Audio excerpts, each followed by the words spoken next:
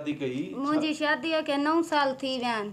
पोइ बि माना क़ौम बिरादरी में माना मां ठा करायमि। मूंखां इहा माना दुआ ऐं मुंहिंजी इहा शर्त मिली, संग चटी बि वरिती अथनि मूंखां।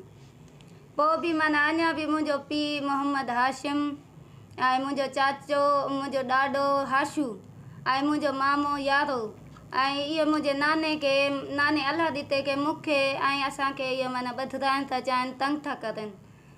हा, हाणे वरी मां इन्हनि खां हाणे छुटकारो पाइण थी चाहियां। अच्छा, तव्हां छा फ़ैसिलो थियो? पर 9 साल थी विया आहिनि शादीअ खे, छा फ़ैसिलो थियो? तव्हां छा छा ॾिनो आहे उन्हनि खे? मां पंहिंजी 2 नियाणियूं ॾिनियूं अथमि, पैसो ₹1 रुपया ॾिनो अथमि।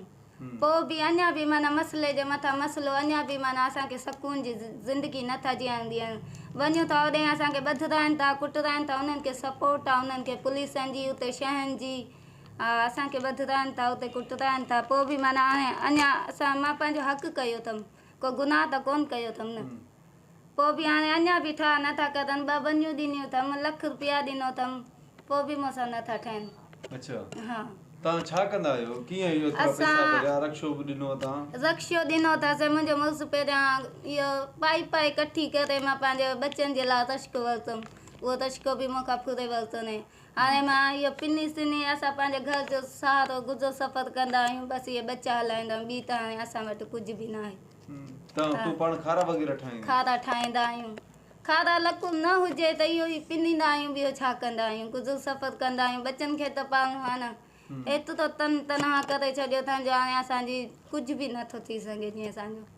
अञा बि माना ज़ोर आहे, पैसनि जो ज़ोर आहे। असांजे वॾनि खे असांखे ज़लील करे छॾियो अथनि, ख़्वार करे छॾियो। छा मुतालबो आहे तव्हांजो? असांखे बसि इंसाफ़ खपे हाणे। हा, इंसाफ़ खपे हाणे।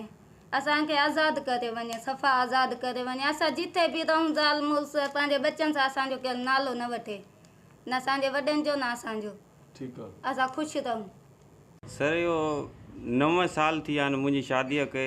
ऐं 9 सालनि जे अंदरि मां पाण ग़रीब माण्हू आहियां, ड्राइवर आहियां, टैक्सी हलाईंदो आहियां, पंहिंजो सफ़र गुज़र कंदो आहियां। 9 साल थी विया आहिनि। शर्मिली बि लिखी ॾिनी अथमि, हीअ दुआ बि लिखी ॾिनी अथमि, ₹1 रुपया कैश बि ॾिनो अथमि। पर वरी बि अञा बि मुंहिंजो सहुरो माना असांजी पचर नथो छॾे। ऐं अञा बि चए थो त बसि माना ॿी न टी ॻाल्हि साईं, इन जो राज़ीनामो न आहे ॾिनल, त इन वजह त माना कंहिं न कंहिं ॻाल्हि ते बिगड़ो कयो वेठो आहे, कंहिं न ॻाल्हि ते बिगड़ो कयो वेठो आहे। सर, असां इहो ई त चाहियूं त असांखे फुल आज़ादी खपे, असांखे फुल सपोर्ट खपे कानून जो। असां सां इहा नाइंसाफ़ी आहे। हाणे मां बचा पंहिंजा केॾे रुलाईंदो? तव्हां 8-9 साल थी विया आहिनि मूंखे। मां ही नंढनि बच्चनि सां अञा ताईं परेशान लॻो पियो आहियां। असां खाइण खां बि बेज़ार आहियूं, खाइण खां बि तंग लॻा पिया आहियूं। को वेलो बि असां वटि न आहे, अहिड़ो असांखे करे छॾियो अथनि सफ़ा। अच्छा, कंहिंजे मार्फत तंग था कनि? उते कहिड़ी पुलिस थी अचे? उते भाणोट जी पुलिस आहे।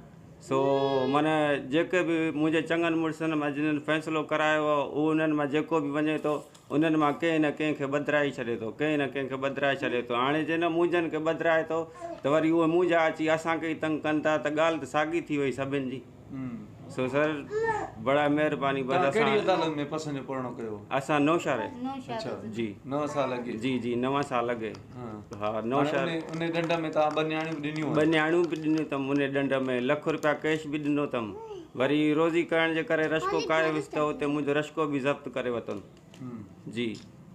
छा मुतालबो आहे तव्हांजो हाणे? बसि सर, असांजो मुतालबो इहो ई आहे त असांखे बसि इंसाफ़ खपे, असांखे कानूनी सपोर्ट खपे। मां ग़रीब आहियां, मुंहिंजी सहप एतिरी कोन्हे को जो मां बार केस कराईंदो हुतां या घणी ॻाल्हियूं घेल